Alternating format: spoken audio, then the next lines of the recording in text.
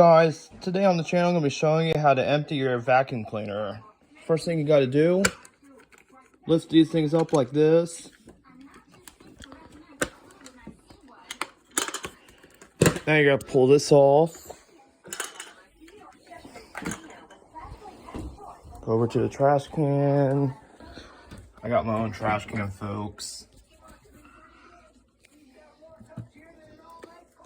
Got to push this button right here. Wait, where is it?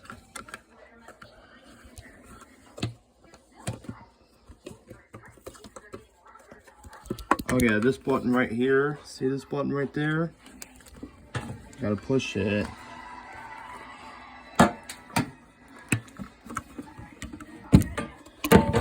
Whoa, look at all that.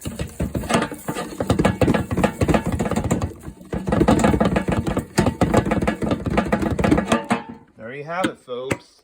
That's how you empty a vacuum cleaner. Comment, like, subscribe, always share on social media. Click the bell and turn on all notifications. Thanks for watching. I'm Samuel Sands, the world famous YouTuber.